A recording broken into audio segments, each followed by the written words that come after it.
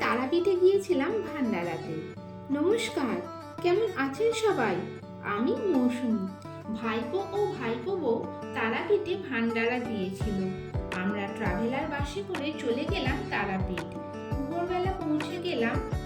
গিয়ে একটা হোটেলে স্নান সেরে আমরা মাকে দর্শন করতে চলে গেলাম। পূজা দিলাম। সেদিন খুব বৃষ্টি হচ্ছিল। তারপর আমরা সকলে মিলে ছবি তুলে নিলাম। এরপরে আমরা টোটোয় করে চলে গেলাম সাইট সিন দেখতে। শ্রী জগন্নাথ দেবের মন্দির দেখলাম। খুব সুন্দর মন্দিরটি।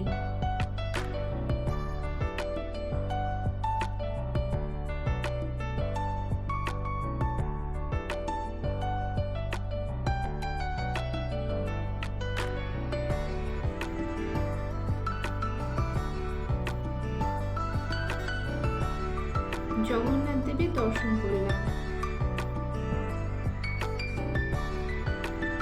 দেখুন কত তাল হয়ে রয়েছে।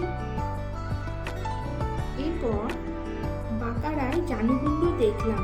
নিত্যানন্দ প্রভু মাকে এই কুণ্ডে এনেছিলেন। ভক্তরা এই পবিত্র জল স্পর্শ করেন। অন্বেষা জল মাথায় নিল। এরপর আমরা আরো অনেক মন্দির দেখলাম। মন্দিরগুলি খুব সুন্দর, দেখতে খুব ভালো লাগবে। সেদিন খুব বৃষ্টি হচ্ছিল, তাই সব জায়গায় ভিডিও করতে পারিনি। গৌড়ীয় ভবন, ইস্কন মন্দির, আটলা, বামাখ্যাপার পবিত্র ভিটে সাইট সিন দেখে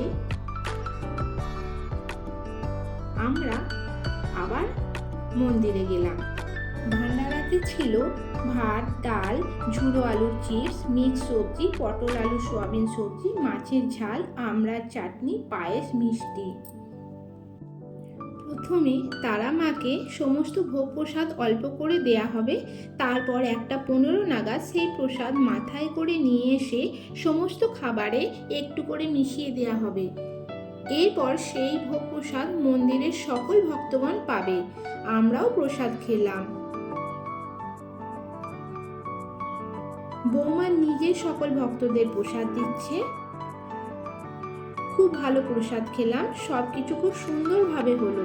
সবই মা তারার কৃপায়। তারপরে হোটেলে গিয়ে একটু বিশ্রাম নিয়ে বিকেলে তারাপীঠ মহাশ্মশানে প্রণাম করে এলাম।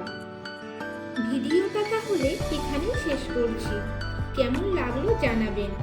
ভালো থাকবেন, সুস্থ থাকবেন, সকলকে ভালো রাখবেন। সকলের সুস্থতা কামনা করে ভিডিওটা এখানেই শেষ করলাম। জয় মা তারা।